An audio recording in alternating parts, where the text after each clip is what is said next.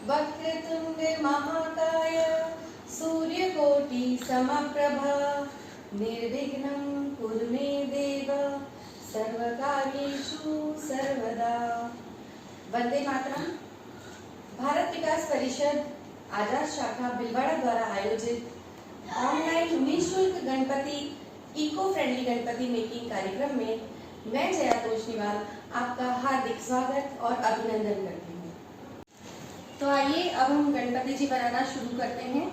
मैं आपको उसके लिए जो जो सामग्री चाहिए उनके बारे में जानकारी दे देती हूँ। सबसे पहले आपको लेनी है अपने घर के गमले की, गार्डन की सूखी मिट्टी। ये मैंने गीली मिट्टी ले रखी है। पहले सूखी हुई मिट्टी ली है, उसको मैंने अच्छी तरह से छानी है। छानने के बाद मैंने उसको बिल्कुल उसमें से जो मतलब जो भी पत्थर, कंकड़ या फिर धागे या जो भी अपने गंदगी होती है मिट्टी की, वो सब निकाल के उसके बाद उसको मैंने हल्का गीला किया है, अच्छी तरह से इस तरह से मैश किया है। ये सॉफ्ट और स्मूथ हो चुकी है मिट्टी, उसको गला के रख दिया है। इस तरह से आपको सूखी मिट्टी को गीली मिट्टी करके इस तरह से रखना है। उसके बाद मैंने गणेश जी बनाने के लिए, गणेश जी को बिठाने के लिए, उनको विराजमान करने के लिए इस तरह की चौकी ली है। इस चौकी पे, जिस चौकी पे आप बिठाएंगे गणेश जी, वही चौकी आपको लेनी है। बार बार उनका स्थान नहीं बदलना है आपको। ये चौकी लिए आप चाहें तो इस तरह की कोई डेकोरेटिव प्लेट का भी यूज़ कर सकते हैं, ताकि गणेश जी को आप अच्छी तरह आसानी से एक जगह से दूसरी जगह, जहां आपको मंदिर में विराजमान करना है, वहां कर सकें। उसके बाद आपको चाहिएगी टूथपिक्स। ये सबसे ज़्यादा ज़रूरी इंग्रेडिएंट है, क्योंकि जो गणेश जी के अलग अलग पोर्शन जो बनते हैं उन सबको आपको इन्हीं से जोड़ना है। तो टूथपिक जो मार्केट में अवेलेबल है, आपके पास अगर टूथपिक नहीं होती है तो आप माचिस की तीली का यूज़ भी कर सकते हैं। और उसी के साथ में अब हम आगे लेते हैं कलर। आप कलर कोई से भी यूज़ कर सकते हैं। आप चाहें तो सारे ही कलर यूज़ करके भी गणेश जी बना सकते हैं, और आप चाहें तो कुछ कपड़े, सुंदर से डेकोरेटिव बीड्स, मोती, कुछ फ्लावर्स, इनका भी यूज़ करके गणेश जी को सुंदर बना सकते हैं। और गणेश जी के लिए हम लेंगे साफ पानी। इसी तरह से हम लेंगे ब्रश कलर करने के लिए, कुछ डेकोरेटिव बीड्स, और माला बनाने के लिए मोती या फिर लड़ी। इस तरह से हमको ये आइटम चाहिए। आगे में और आपको सबसे पहले अब हम मिट्टी को लेंगे, इसमें थोड़ा सा पानी मिलाएंगे और उसको थोड़ी थोड़ी मिट्टी को यूज़ करते हुए ही हमें एक एक गणपति जी के पोर्शन बनाने हैं। सब एक साथ नहीं बनाने हैं हमें। इस तरह से मिट्टी लेके इसको अच्छे से मिक्स कर लेंगे। इसमें जो दरारें पड़ी हुई हैं मिट्टी में, वो दरारें नहीं रहें, इस बात का ध्यान रखेंगे। और बिल्कुल स्मूथ और सॉफ्ट कर लेंगे मिट्टी को। ये इस तरह से बिल्कुल स्मूथ और सॉफ्ट हो जाएगी कि हम इसको मनचाहा जो भी रूप देना चाहें वो रूप इसमें बन जाए। इतनी सॉफ्ट मिट्टी होनी चाहिए। तो अब इसको हम थोड़ी देर तक गूंथेंगे जब तक ये बिल्कुल सॉफ्ट नहीं हो जाती। ये हमारी मिट्टी अब बिल्कुल सॉफ्ट हो गई है। इस तरह से अब इस मिट्टी को लेके सबसे पहले हम बेस बनाएंगे। ये गोला बना लिया हमने, और देखिए मिट्टी इतनी सॉफ्ट हो चुकी है कि इसको आप जिस भी शेप में डालना चाहो ढल जाएगी। अब हम गणेश जी को विराजमान करने के लिए सबसे पहले हमने जो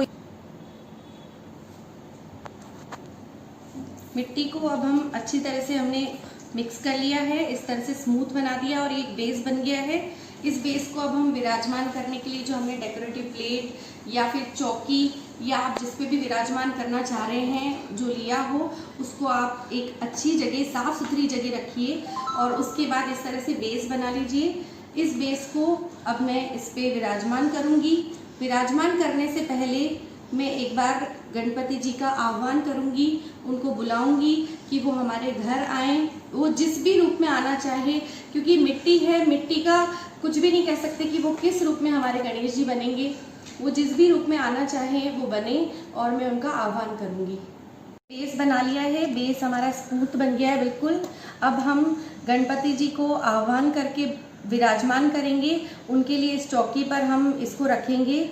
और आह्वान करते हुए मैं गणेश जी के लिए बोलना चाहूँगी प्रार्थना के स्वर। गणपति देव आइए, यहाँ बैठिए, पूजा को करिए स्वीकार, भूर्भुव स्वः सुख समृद्धि के खोल दीजिए मंगल द्वार। हमने गणेश जी का आसन विराजमान कर दिया है। अब हम गणेश जी का पेट बनाएंगे। पेट बनाने के लिए हमें इस तरह से शेप देना है। ये इस तरह से लंबा शेप दिया हमने और उनको इस पर विराजमान करेंगे। थोड़ा थोड़ा पानी लगा के इसे और शेप दे सकते हैं हम और स्मूथ कर सकते हैं।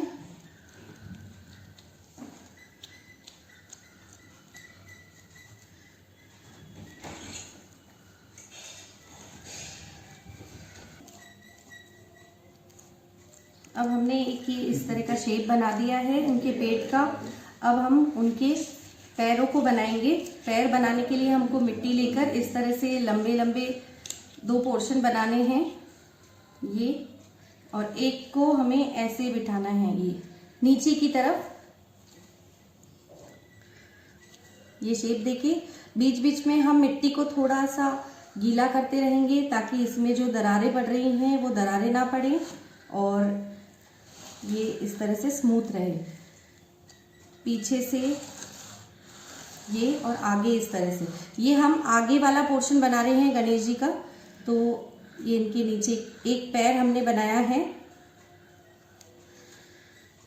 अब हम दूसरा पैर बनाएंगे। थोड़ा थोड़ा पानी लेते रहिए। ये एक पैर,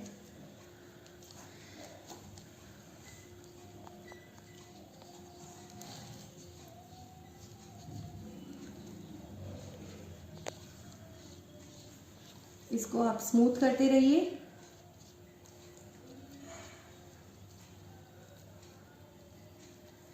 ये हमने गणेश जी का धड़ बनाया है, पेट बनाया है और अब इनके पैर बनाए हैं। अब मैं आपको गणेश जी का सिर और उनका मुकुट, उनके हाथ बनाना बताऊंगी। लेकिन उससे पहले एक बार हम थोड़ा और पानी लगा लगा के इसे स्मूथ कर लेंगे।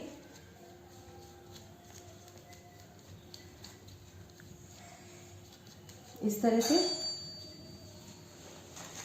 अब आगे जो है ये गणेश जी का हमने पेट बना लिया है। धड़ वाला पोर्शन हमने गणेश जी का अच्छे से रेडी कर दिया है। अब हम इसमें 2-3 टूथपिक्स डाल देंगे ताकि ये सीधे रहें।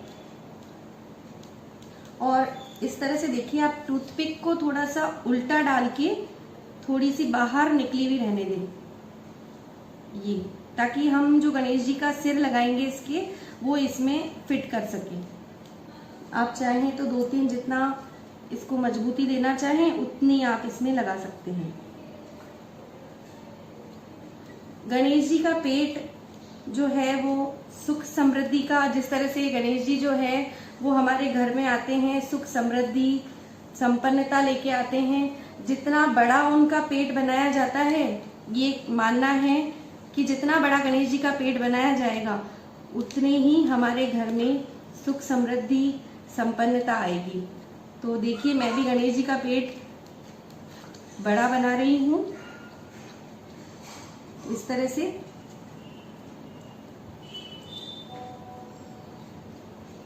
इसको हम और अच्छे से स्मूथ कर देंगे और शेप दे देंगे पेट का। ये आधी पत्ती जैसे कान बनाने हैं हमको। इस तरह से इनको वापस हमने शेप दिया है आधी पत्ती का। सूप जैसे लंबे कान, गणेश जी के कान सूप जैसे बड़े हैं। गणेश जी की सूंड जो हिलती है वो हमें ज्ञान देती है कि जीवन में सदैव सक्रिय रहना चाहिए। जो व्यक्ति ऐसा करता है उसे कभी भी कहीं भी दुख और गरीबी का सामना नहीं करना पड़ता है। शास्त्रों में भी गणेश जी की सूंड की दिशा का भी अलग अलग महत्व बताया गया है और ऐसी मान्यता भी है कि जो व्यक्ति सुख समृद्धि चाहते हो उन्हें दाई और सूंड वाले गणेश जी की पूजा करनी चाहिए, और शत्रु को परास्त करना हो और ऐश्वर्य पाना हो तो बाई और मुड़ी भी सूंड वाले गणेश जी की पूजा जो होती है वो ही लाभप्रद होती है। ये देखिए हमारे गणेश जी को हमने सूंड और कान लगा के तैयार कर रखा है। अब हम गणेश जी के हाथ बनाएंगे। हाथ बनाने के लिए फिर से हम मिट्टी को स्मूथ करेंगे, और आप चाहें तो किसी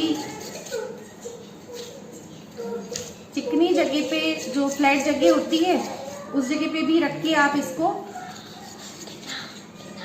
ऐसे फ्लैट कर सकते हैं। हाथों में पानी लगा के गीला करके इसको फ्लैट कर सकते हैं। जिस तरह से हमने पैर बनाए थे गणेश जी के, उसी तरह से हम हाथों को भी शेप देंगे। बस वही चीज़ आपको हमेशा ध्यान रखनी है कि मिट्टी बिल्कुल सॉफ्ट होनी चाहिए। ये मेरी मिट्टी अभी हार्ड हो गई थी, ये देखिए, तो इस तरह से टूट रही थी ये, तो मुझे फिर से इसमें पानी लगाना पड़ेगा और इस मिट्टी को सॉफ्ट करना पड़ेगा।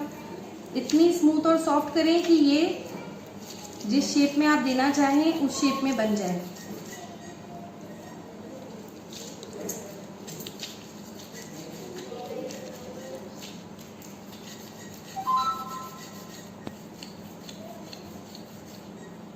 ये देखिए, ये स्मूथ हो गई है मिट्टी। अब मैं गणेश जी के हाथ बनाऊंगी। दोनों हाथ बनाने के लिए ये 2 शेप बनाए मैंने ऐसे लंबे।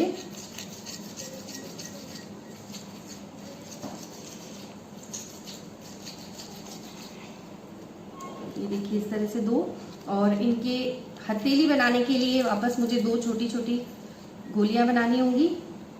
इनको बना के मुझे फ्लैट करना है।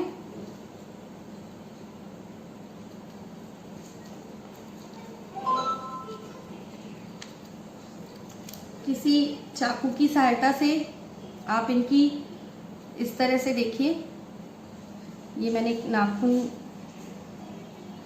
अंगुलियां बना रही हूँ मैं इनकी। ये मैंने अंगूठा बनाया है, अंगूठा, फिर इनकी उंगलियां बनानी है मुझे, और इसको हथेली का शेप दूंगी मैं।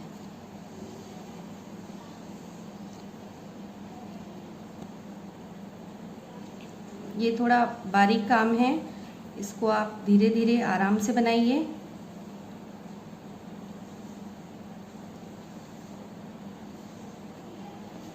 ये मैंने एक हथेली बना ली है, एक दूसरी और हथेली बना रही हूँ मैं। उसके लिए भी मुझे वापस से वही ये मिट्टी का गोला चाहिएगा।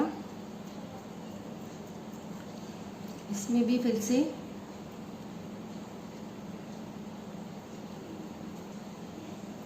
अंगूठा और उंगलियां बनाई है मैंने, ये शेप दे दिया और हथेली का शेप देखिए। अब मैं हाथों को वापस टूथपिक लूँगी मैं। टूथपिक को अब मैं टूथपिक तोड़ूंगी नहीं, पूरी इधर से उधर आर पार हो ऐसे लगानी है मुझे, और नहीं भी हो पाए तो ज़्यादा बाहर निकली भी हो इस तरह से लगानी है। दोनों तरफ मैं टूथपिक लगा दूंगी। ये लीजिए इस तरह से। अब ये जो मैंने शेप बनाए हैं हाथों के, इनको मैं इसमें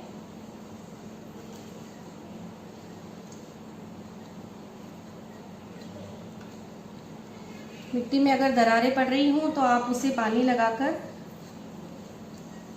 सॉफ्ट कर दीजिए। बार बार बीच बीच में आपको इसकी फिनिशिंग करते रहना पड़ेगा, नहीं तो सूख जाएंगे और ये गीली मिट्टी में ही बन पाएगा। एक बार में ही आप ये करिएगा।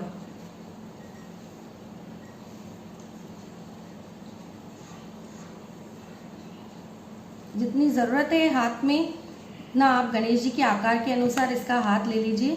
जैसे मुझे और ज़्यादा लंबा नहीं चाहिए था, शेप मैंने हटा दिया, उस पोर्शन को इस तरह से कर दिया, और ये इस तरह से हाथ लगा दिया मैंने एक। जितनी ज़रूरत है उतना ही आप इसका अपने गणेश जी के शरीर के हिसाब से आप हाथ देखिएगा, उसके हिसाब से लगाइए। दूसरी तरफ जो टूथपिक मैंने लगा रखी है उसमें भी मैं ये हाथ फिक्स कर देती हूँ और गणेश जी के पास लेते हुए इस तरह से ये दूसरा हाथ भी मैं लगा देती हूँ। देखिए टूथपिक थोड़ी और अंदर डालूं।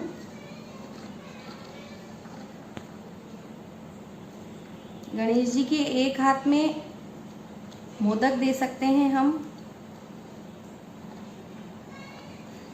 ये हमने हाथ बनाया है अभी, तो देखिए इस तरह से। अब हम जो हमने हथेलियाँ बनाई थी उन हथेलियों को इस तरह से लगा देंगे। तो उसके लिए भी हमें वापस आधी टूटी हुई टूथपिक चाहिए जो हमें इस हाथ में डालनी है और इसको हमें यहाँ सेट कर देना है। इनको आप जैसा शेप देना चाहो, हाथों को, उंगलियों को, वैसा आप दे दीजिए। अब इसी तरह से हमने दूसरा जो हथेली बनाई थी उसको भी हम प्रॉपर लेके और टूथपिक डाल के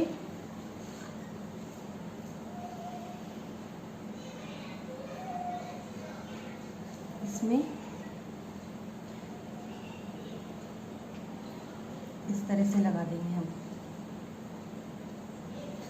आप चाहें तो ये हथेली को, एक हथेली इस तरह से और एक हथेली को इस शेप में लगा सकते हैं। अब हम इनकी स्मूथनिंग करेंगे, इनको फिनिशिंग देंगे और फिर उसके बाद ये इस तरह से हो गए। इनको फिनिशिंग करेंगे अब हम, क्योंकि ये गीले रहेंगे जब तक कि हम इनको फिनिशिंग दे पाएंगे। सूखने के बाद जैसे पीछे से जो हमने आगे तो तैयार किया है, पीछे देखिए आप, पीछे जो अभी शेप प्रॉपर नहीं है, इसको करने के लिए फिर से हमें मिट्टी लेनी है और ताकि क्या इनको पीछे भी बेस मिल पाएगा। तो वही मिट्टी को सॉफ्ट कर लेते हैं हम और इस मिट्टी को थोड़ा ज़्यादा गीली करेंगे। ये अब हमने फिनिशिंग कर दी है गणेश जी की।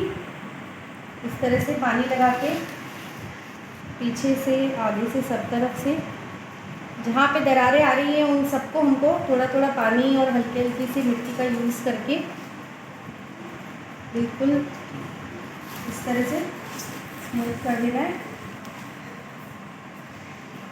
ताकि सब एक जैसे गणेश जी लगे हमारे सब जगह से। अब हमें इनकी पगड़ी बनानी है। पगड़ी के लिए हम वापस से वही मिट्टी सॉफ्ट कर देंगे और सॉफ्ट करने के बाद ये इस तरह से पतली पतली बेल लेंगे ये, और उसके बाद इनको सिर पे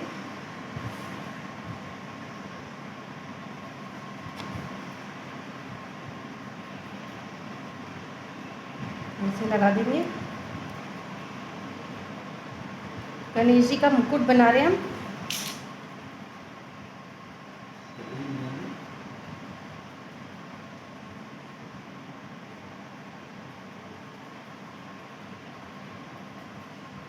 इसी के ऊपर फिर से एक पतला भाग और बनाएंगे।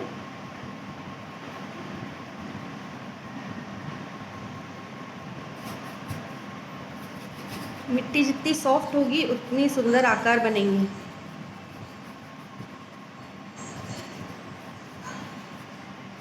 इस तरह से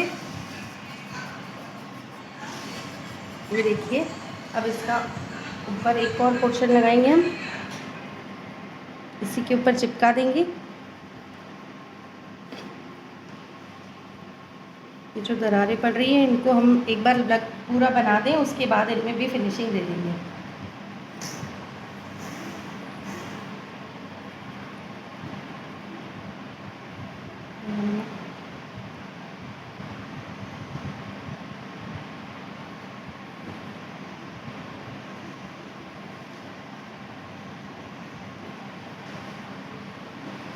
इस तरह से। अब एक और बनाएंगे, उससे छोटा, सबसे बड़ा, फिर उससे छोटा और एक और छोटा। इस तरह से 3 भाग बनाएंगे।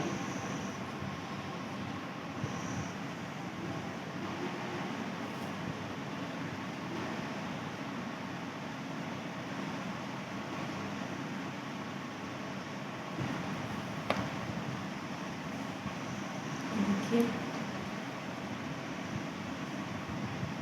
इसके लिए हम वापस से सॉफ्ट मिट्टी ले लेते हैं। ये ध्यान रखना है आपको इस चीज़ का कि मिट्टी कठोर नहीं हो, सॉफ्ट रहे। जितनी अच्छी स्मूथ मिट्टी रहेगी उतने सुंदर शेप बनेगी।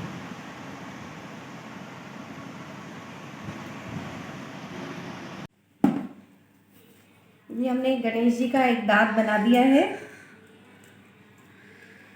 अब इसकी फिनिशिंग कर देंगे। गणेश जी को एक दंत कहा जाता है। इसके लिए ये इस तरह से मान्यता है कि गणेश जी को एक दंत क्यों कहा जाता है, क्योंकि बचपन में गणेश जी के बाल्यकाल में भगवान गणेश ने परशुराम जी के साथ युद्ध किया था।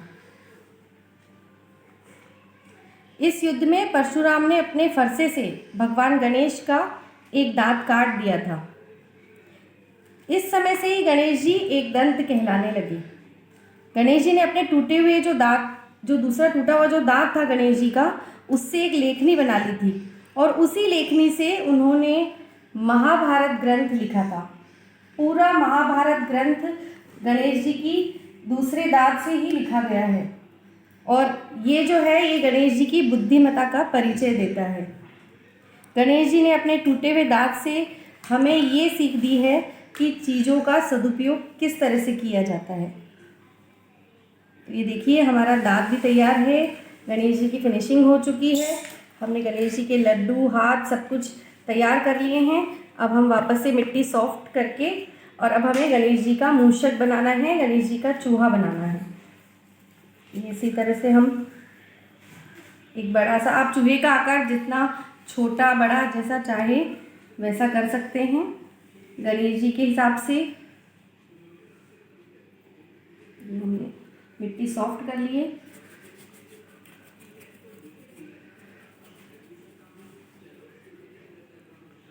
इस तरह से चूहे के हम 2 कान बना देंगे।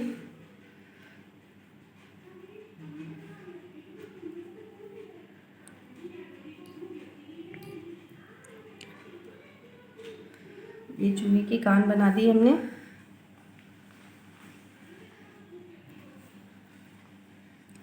इसको भी फिनिशिंग दे देंगे।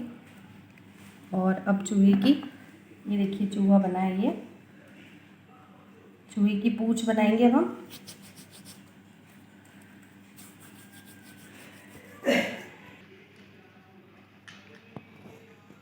ये हमने चूहे की पूंछ इसकी लगा दी है और इसको भी फिनिशिंग दे देंगे। जितने इसकी ज़रूरत है उतनी ही बनाएंगे इस तरह से। और चूहे को हम अलग से एक कोई साफ़ सुथरी जगह रख के इसको सूखने के लिए रख देंगे।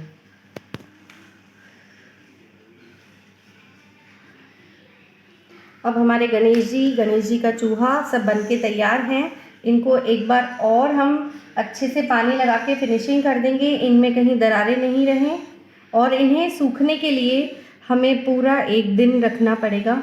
जब हमारे गणेश जी पूरे सूख जाएंगे तब हम इन्हें तैयार करेंगे। आपकी इच्छा हो तो आप कलर से तैयार कर सकते हैं इनको, या आपकी इच्छा हो पूरा पेंट भी कर सकते हैं आप, और नहीं तो थोड़ा मिट्टी जैसा लगने दें और थोड़ा आप इनको आभूषण और वस्त्र पहनाकर भी तैयार कर सकते हैं। ये हमारे गणेश जी तैयार हैं। एक बार आप देखिए इन्हें, मिट्टी के गणेश जी, इको फ्रेंडली गणेश जी। अब हम इनको तैयार करेंगे, लेकिन उससे पहले हम इन्हें पूरा 1 दिन सूखने देंगे। हम अगले दिन आपसे मिलके और इसे पूरा कंप्लीट तैयार करके और फिर बताएंगे। ये हमने फिनिशिंग कर दी है। ये गणेश जी की पगड़ी तैयार है। पगड़ी, साफा, आप कुछ भी कहिए इसको। अब ये इसके ऊपर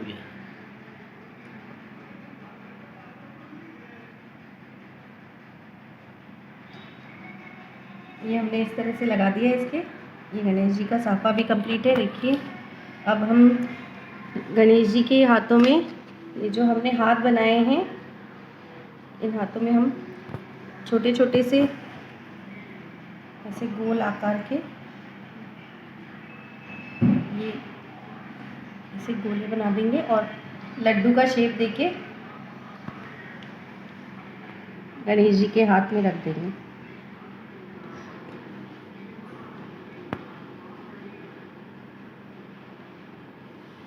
ऐसे एक दो इस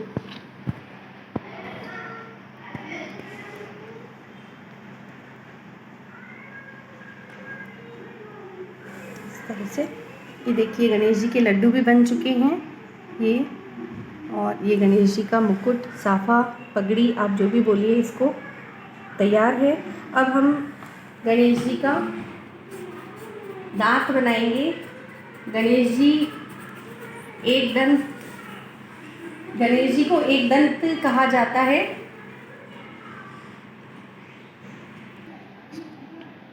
ये इस तरह से हम दांत का शेप बना देंगे। ये अब इसको हम टूथपिक लगाएंगे और टूथपिक के साथ ही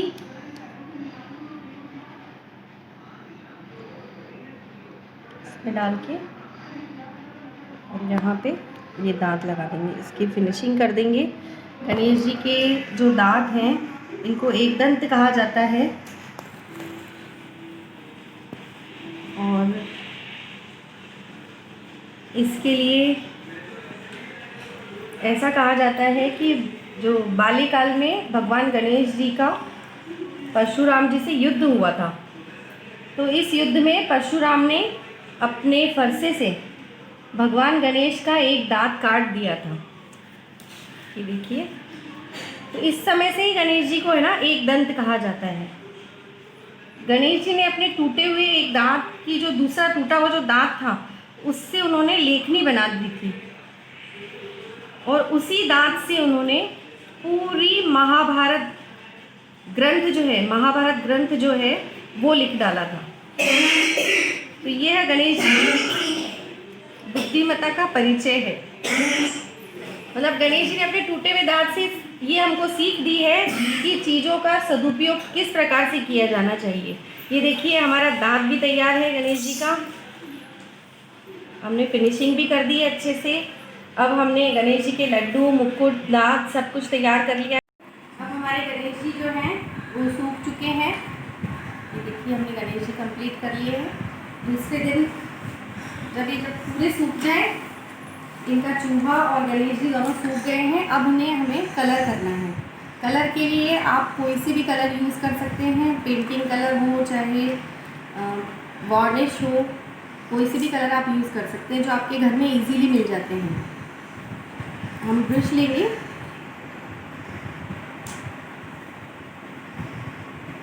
सबसे पहले हम बेस कलर कर रहे हैं। बेस कलर पूरा इनका गणेश जी का वाइट करेंगे इस तरह से।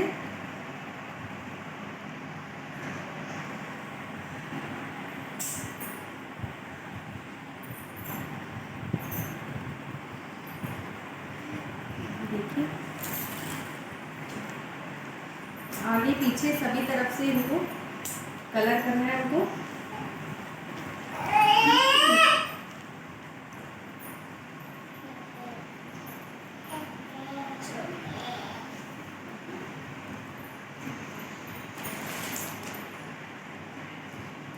अब पूरे गणेश जी के ऊपर भी हम इसी तरह से वाइट कलर कर देंगे पूरा।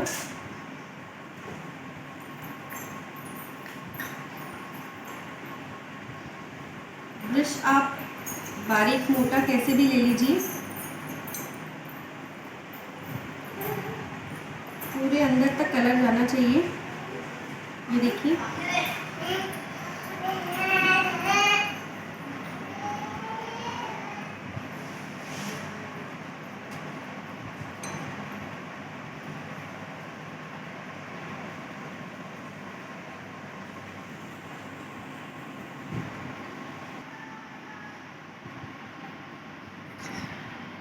जिस तरह से गणेश जी को हमने पूरा कलर कर दिया है।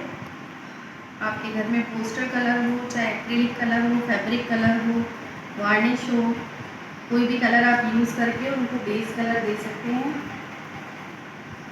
अब जिस तरह से हमने सब पूरे गणेश जी को पेंट कर दिया है,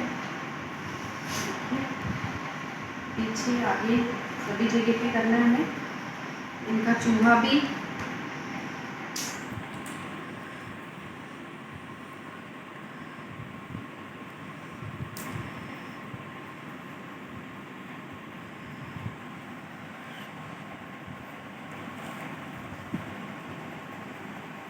अब इन्हें हमें सूखने देना है।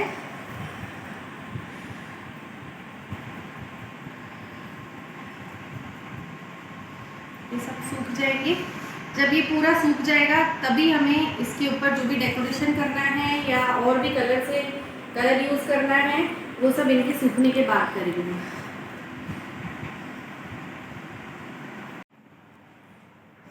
गणेश जी की आंखें तैयार हैं। इनकी आईब्रो और सेट करनी है। उससे पहले हम गणेश जी का जो पगड़ी है उसके ऊपर आपके घर में जैसे गोटा वगैरह मिल ही जाता है इजीली, इस टाइप से गोटा लेके इनकी पगड़ी तैयार कर सकते हैं। इस पर मैं ग्लू यूज़ कर रही हूँ।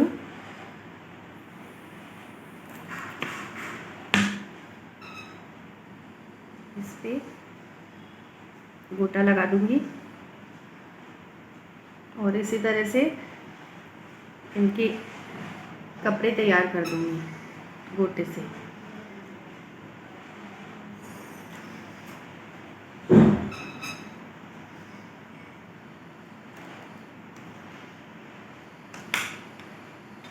ये मैंने अभी साफे के लिए गोटा लगाया है। मेरे पास और भी ऐसे डेकोरेटिव बीड्स वगैरह हैं, इस तरह से उनको यूज़ कर सकते हैं।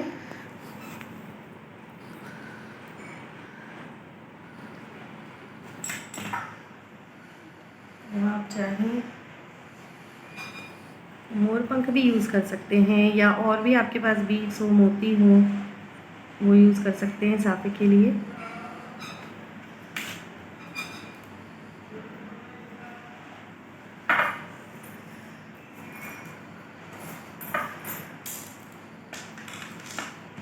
अब हम देखिए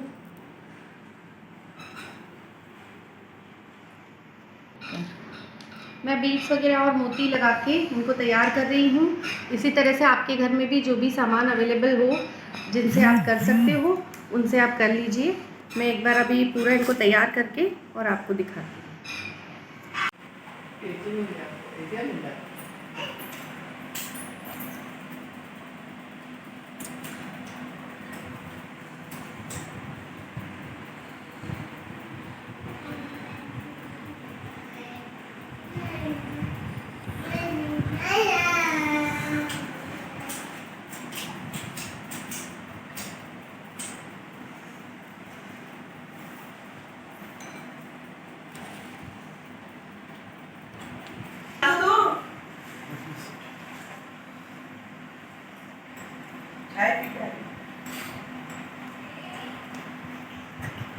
ये बनता है।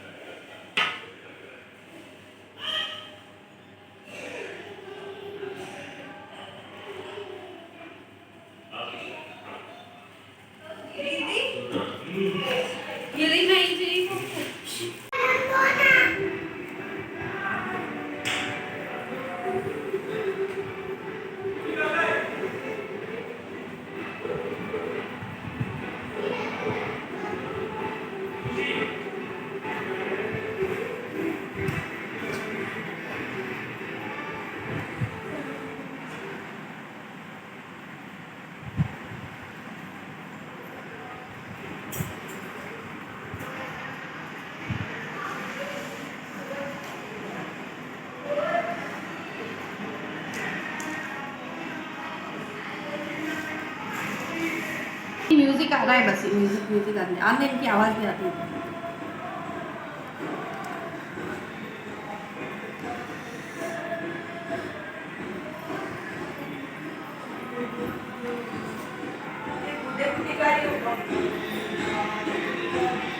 देखो उसका क्या कर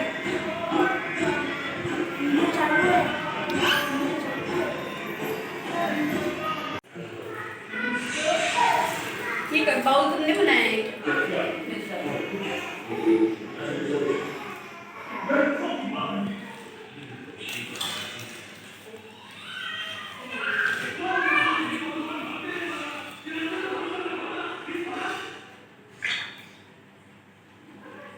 बताते हैं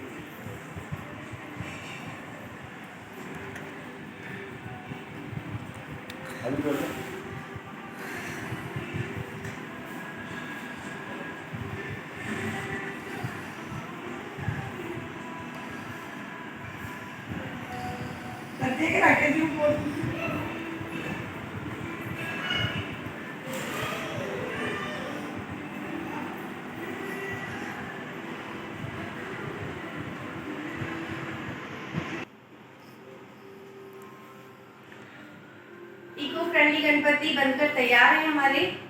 बाजार में प्लास्टर ऑफ पेरिस से बने हुए बहुत ही सुंदर सस्ते दामों पर हमें गणपति मिल जाते हैं, लेकिन वो पर्यावरण की दृष्टि से बहुत हानिकारक होते हैं, क्योंकि जब हम उनको विसर्जन करने जाते हैं तो वो उनका जो केमिकल होता है उनमें लगा हुआ, जिससे वो पानी को प्रदूषित करते हैं।